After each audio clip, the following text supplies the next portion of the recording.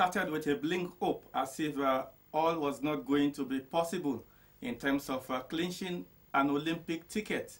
And there was a sort of prevailing skepticism that the dream team may not be able to bring the ticket from Senegal.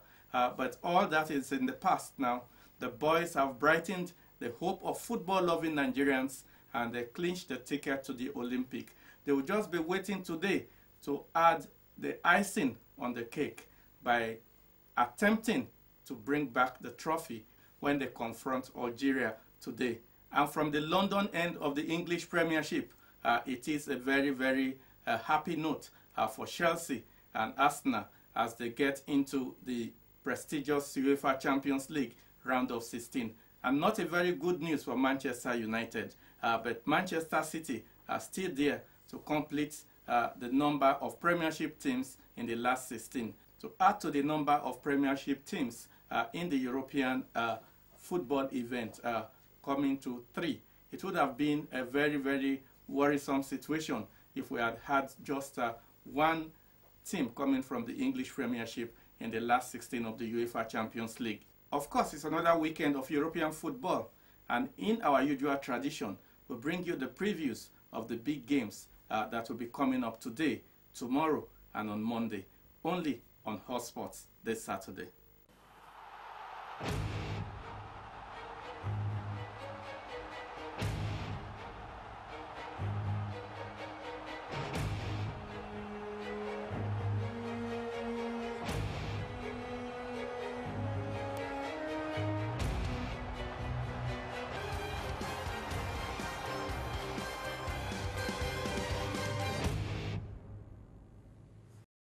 It's week 16 of the English Premier League and the excitement isn't abating.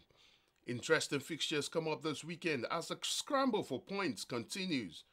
Manchester City, who gave up some ground last weekend, will on Saturday host Swansea City, who on Wednesday fired its manager Gary Monk. Not since Yakubu Ayegbeni has a Premiership seen a Nigerian player in prolific scoring form. Daniel Igalo, however, is lighting up the stage as he chases his 10th goal of the season when Watford are guests of Sunderland. Sam Allardyce and his Wards fell 3-1 last weekend to Arsenal and wouldn't want a repeat of that performance. Fresh from being booted out of the Champions League, Manchester United will seek redemption away to a confident Bournemouth. Bournemouth are hopeful of drawing from last weekend's victory over Chelsea to cause another upset with a win over the Red Devils. On Sunday, Arsene Wenger will hope they can party when his Wards come against Remy Gard's Aston Villa. Villa are bottom of the table with a meager 6 points, but things have to change, and now might be time for it to start. Against a confident Arsenal, it looks unlikely, but you never can tell. Can Liverpool bounce back from the 2-0 defeat to Newcastle? That is the question Klopp and his Anfield gang will have to answer when West Bromwich Albion come calling on Sunday. Liverpool are chasing their second home win under Jurgen Klopp and need to get it to show that they are genuine title contenders. Monday will see the top of the bill clash. Table-topping Leicester City will host Chelsea. Claudio Ranieri will lead his charges against his former club and the man who took over from him after he was fired. Chelsea has, however, found it going really rough this season, and not many expect them to triumph here. But you never can tell what Jose Mourinho is cooking. Other games at Norwich City hosting Everton on Saturday. Crystal Palace are also at home to Southampton, while Stoke City are guests of West Ham United. On Sunday, Tottenham will play host to Newcastle United. It's interesting times in the La Liga, with 4 points separating the league leaders Barcelona and third place Real Madrid. The league is, however, not just about these two teams, as Atletico Madrid is breathing down Barcelona's neck, 2 ahead of Los Merengues. Barcelona will at the Camp Nou host 6th place Deportivo La Coruna.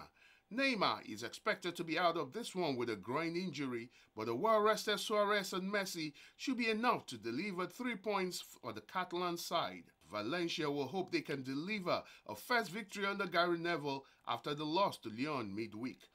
They are guests at Eibar. Second place Atletico Madrid will host Athletic Bilbao in their quest to unseat league leaders Barcelona.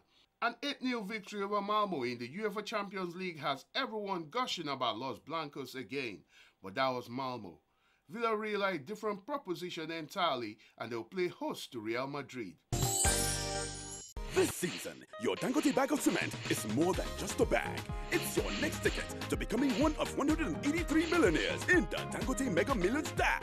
Up to 300 million naira up for grabs, with 2 daily winners of 1 million naira for 90 days and 1 monthly winner of 10 million naira for 3 months. To win, simply buy 5 bags of Dangote cement. Put out the token at the top right-hand corner of the bag with a piece of paper bearing your name, address, phone number, and signature. And submit all 5 at the Dangote Collection Center or Access Bank closest to you. The more entries you make, the more your chances of winning. See posters and newspapers for details. Promo runs till February 2016.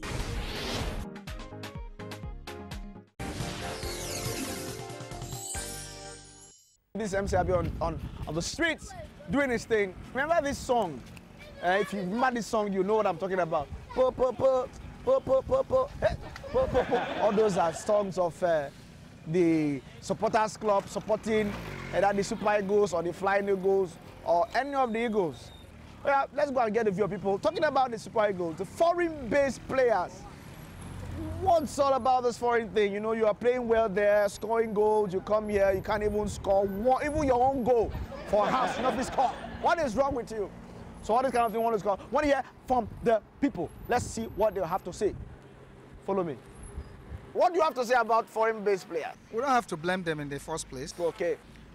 Because our system is not helping them to put it. Which kind of system? What they used to, or the football with the shop, where they shop? No, our system here, Okay, because our administrators, yes. Can they play football for Yeah, free? no, yeah, exactly. Because you know, sometimes before anybody do anything, you should know say there is a force that was supposed to propel him. Okay, and that force is Pepe. Yes, that Pepe. But no, beside Pepe, you know, there's something we call about national interest. Okay. So when they discover that those supposed to tell them what to do are not doing the right thing, they will not do the right thing themselves. The players itself, they lack commitment. They lack seriousness. But they do well in their clubs. Yes, they do that because the money involved. Okay. Like, yeah, now let me give you an example. But national honor it's weighty. Yeah, I want to give you an example. Look at Ghana, for instance. Ghana play not for money. They play for the honor of that country. Yeah. Like, I was in Ghana, and it happens to be one of my friends there. I have to call him. I said, come, what are the things that takes for Ghanaians to be performing in all the competition? Is these guys, they are professionals. They are professionals, so to speak, but they don't show the interest. Like we Nigerians now, we all put our hope, our investment, all those things in Super Eagles. But at the end of the day, we end up counting our losses instead of gains. Yeah. And they come here and say they are professional. What? Even me, I can play more than them. Yes, I can play because I do play football. When did you play football? It has been long now because I have to hang my boots when the age is not on my side again. The only thing is that it's we Nigerians that are not doing well today. Okay. That is why they're not performing good. Oh, you mean we Nigerians are not responding well to them? Oh. That is why they are not putting all their effort. Madam, can you explain further? What do you mean by we are not doing well to them? Okay, let's assume it now. For instance, let's talk about Daniel Omokachi. After the injury he has had, what did they give him? What was the compensation they gave to him after his injury? Okay, so because of that, when our players that have had issues before, when they didn't take care of them very well, it will affect other players in the future. They will not put their mind. Yes, and there is hanky-panky in the... there is hanky-panky in the setup. Who's caboose? Yes. Okay, in the who's caboose? Yes. Oh, Madam said there's hanky-panky in the who's caboose. Let's, for instance, Yakubu Igbeni is not doing fine. When we have others that can perform more than him, but they still keep put him there for more than 2 or 3 eyes. Well, tell me the truth, oh. In Nigeria here, all of them are belleful. In their club, they will only play very well there. Because of the money or something like that. Okay. But when they come to Nigeria, it will be a problem for them to play. If they want to play for Nigeria, they will put more effort, more ability. But don't you think they tried? They did not try anything. Even couple of times, they did not try anything. I play all the whole wing apart from 10. Have you tried to play Lasma wing? Lasma wing, of course. Lasma wing is a very good wing. Of course. Have you tried to play the spectator wing? That's one of the best, brilliant wings. I would like to play only 7. 7. That's close to the spectator wing. Yes. You can play that wing. Yes, I can play that wing. You know what I'm talking about? Just interrogate that, interrogate. Just make sure you deal with that guy down there and let him vaputate all his who's. Well, it is time for the main issue on Hot Sports today, and we are looking at the kind of downsizing that we hear the Glass House in Abuja, the Nigerian Football Federation, is going to do in terms of reducing its weight, its expenditure, its commitment to some of the national teams. The feelers we are getting from the NFF is that some of the national teams may cease to exist considering the harsh economic situation. And we're asking on the program today, does it make sense to downsize or cut down on the national teams? That is the main issue we will be addressing on Hot Sports today. And to handle the main issue today on Hot Sports will be Chukwuka Izwegbuna and Cosmos Chukwuemeka. Hot Sports cranks up the heat this Saturday with fresh sports news and incisive analysis backed by exciting visuals. Hot Sports, your unique source of sport information, education and entertainment, inimitably delivered via hot, scorching argument where no one blinks. Don't miss it. If you earn an income or you're being supported by somebody who earns an income, you don't need a soothsayer to tell you that the economy is tight. Money is hard to come by these days, and people are doing skimming and scanning. Scale of preference. People are looking through all their expenses and looking for the ones that are important and the ones that are not important, the ones that can be jettisons for the more important ones. And that is the situation the Nigerian Football Federation finds itself now. There's so many competitions that they have. They have so many teams that they have to manage and very little money to manage them. Also looking at the fact that most of these teams are money consuming. And based on this, the NFF has found itself in a situation where they have to do scale of preference. Some of these teams have to go. I support the NFF in their quest to reduce their budget, reduce their expenses, and see to a better, more effective management of the teams that we have, the more productive ones, the ones that impact more on the Nigerian football society. And based on that, some of the teams that we have should go at this stage. I would like somebody in the Nigerian Football Federation to tell me the essence of this so-called downsizing. Now, you say you want to downsize. It means that you want to remove a national team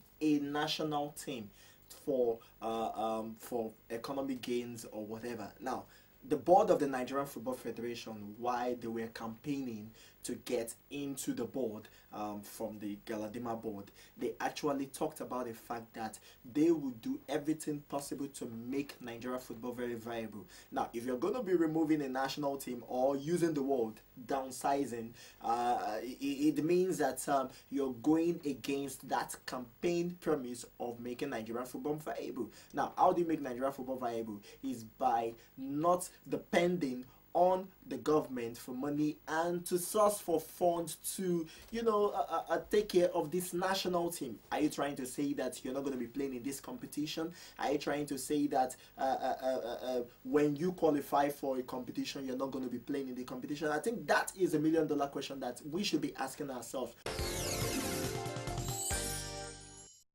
First of all, let's look at all the teams that the Nigerian Football Federation is managing. We have the Super Eagles, we have the Chan Eagles, we have the Flying Eagles, we have the Dream Team, we have the Under-17 team, then we have the Under-15s and the Under-13s. On the female side, we have the Falcons, we have the Flamingos, we have the Under-17 team, we also have the Olympic team, and the Under-15s and the Under-13s. There are so many teams. And where are the funds to support these teams? They are virtually not there. The NFF now, for each match that the Super Eagles prosecutes, they spend about 160 million or so. The Flying Eagles, the other smaller teams, they spend about 60 to 80 million. And these are monies that you just don't come by every day. Based on this, we have to do a scale of preference. We have to look at all these teams and see how we can manage them better.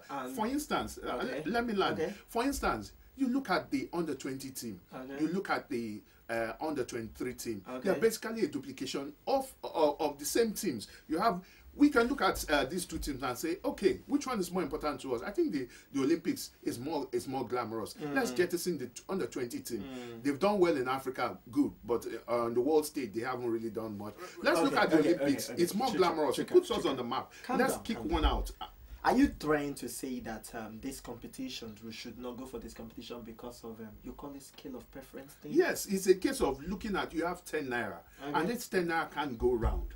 You have to find where you have to manage it. What happens to getting funds? What happens to getting sponsorship? Sponsors are even hard to come by these days. Sponsors are hard to come by. They are hard to come by these days. Wait, you know what? Sport is a big business. Now, football is like the biggest business in the world when it comes to sport. I mean, football is a $1 trillion industry. Now, what happens to the Nigeria Football Federation, led by their president, to try as much as possible to, you know, make things viable again, try as much as possible to attract the sponsors? Yes, you're talking about the fact that they should reduce the national team based on scale of preference. Now, you talked about the fact that the under-20, the under-17, under-20, and under-23 are duplication of... No, under-23 and under-20. You can say, okay, what about the under-17? Oh, under-17. Let's look at it this way. Okay. You have under-13, you're under 15. Okay. Practically, if you ask any man on the street, he doesn't even know there's an under-13 and under-15 team exist. So, they are developmental competitions. There is no. I'm finding it difficult to find a country. Wait, let me come in here. All right. I'm finding it hard to find a country that puts a national federation that puts so much money into under 13 and under 15. Who says? The clubs. Who says? The clubs are the fulcrum Who of says? all this grade of competition. How many the clubs are the fulcrum? Yes. You're talking about international competitions. Yes. Now, do you know that these under 13 and under 15 competitions are like a ground to pick the future players, the future football stars of a particular country? I'll give you an example. The set of Coach Manu Gaba guys that won the under-17 World Cup in the United Arab Emirates in 2013, many of them were from the under-15 team. Many of them were from the under-13 team. See, there's no question about it. If we have functional... We have academies all over Nigeria now. Okay. Those academies, you can have the league organize something for them, or get a sponsor to organize something for them. Most of these players play in academies. I don't see where a federation should come and be funded under 13 and under 15. How many times have you even heard that they funded under 13 and under 15? That is why it should go. That is why it should go. Yes, you should scrap it. So are you trying to say that they should scrap development? No, we're not scrapping that development. Is what you're saying. You can make under 17 the base for your developmental project. Secondly, you look at under 20 and under 23. The age gap is. Are we talking about the male or the female here? Both male and female. Both male and female. Yes. So you're trying to say that scrap under 17, scrap under 20 as well? Keep under 17. Why should they keep under 17? You can make it the base of your developmental project. So what happens to the under 13, under 15? You kick them out. You kick them out. Yes. Okay, fine. Now, okay, wait. Let me get what you're trying to say. Make under 17 the base of development. Yes. Fine. Now, why do you say that they should scrap under 20? Because it's money. Under 20 and under 23, one of them is a duplication. What are you trying to say? Are you trying to say that?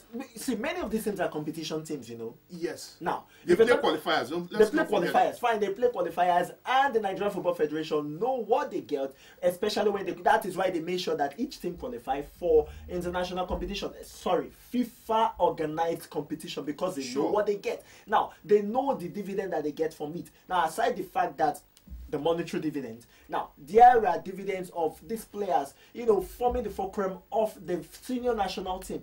And I can give you names of players that have played in the under 17 and under 20 that are doing well or have done well for the national team for the Super Eagles of Nigeria right now. So it's the same scrapping it. This is the same side that have gotten to the finals of the World Cup a couple of times. Cosmos, it hasn't translated into the Super Eagles going beyond the second round of the World Cup. Okay, so how many things have translated? Let me meet you in the middle. Okay. Secondly, we have players world over that move from the under 17 team to the national team. Okay. Take for instance, Kelechi Iheanacho played the under 17. He's got an invite. Yes, he just played the match. At least he's in the Super Eagles, and he is in the first team of Manchester United. He is in the first team of Manchester. Is he in the first 11? Manchester City. He's not in the first 11, Fine. but he is challenging for a place, which shows that a 17-year-old can play for the national team. So what I'm saying is, if you can make a leap from under 17 to the national team, okay, why should we not duplicate under 20, under 23? Why don't we say,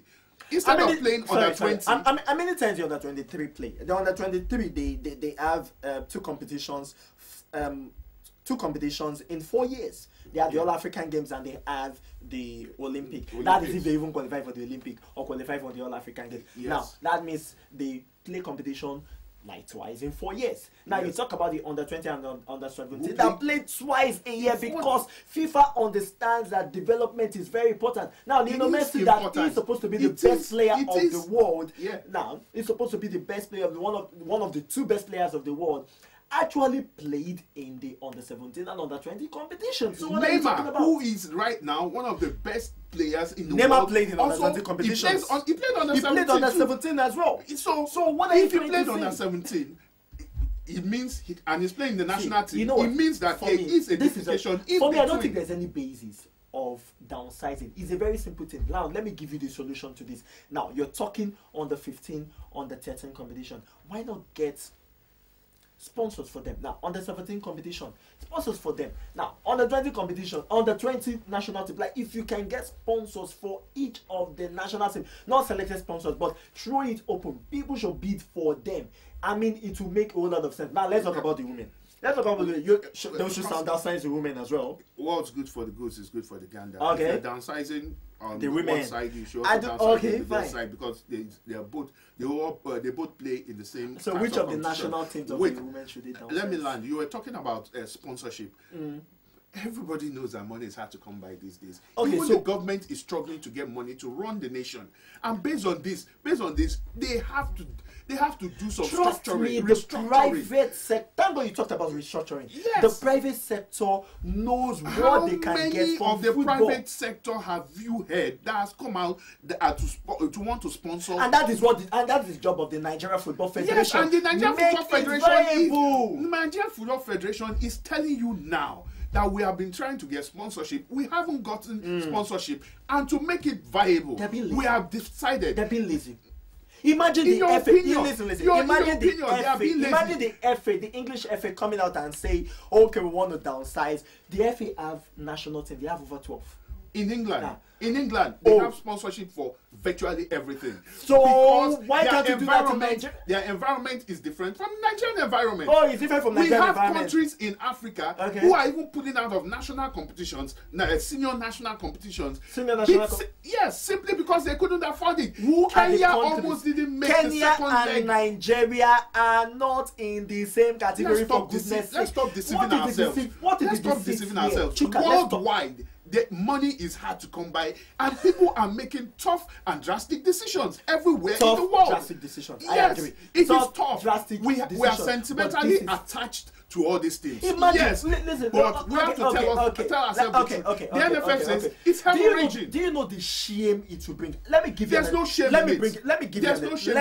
It's the truth. Chuka, let me give you an example. The last Chan Eagles that actually got bronze in South Africa, the last competition that they went to, that was the first competition. Do you know they almost pulled out of the qualifiers?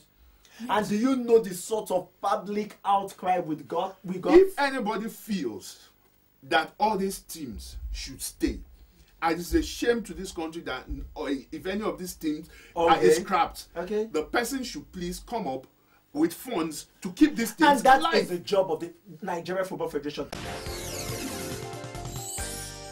Well, that is the last lap on Hotsports today.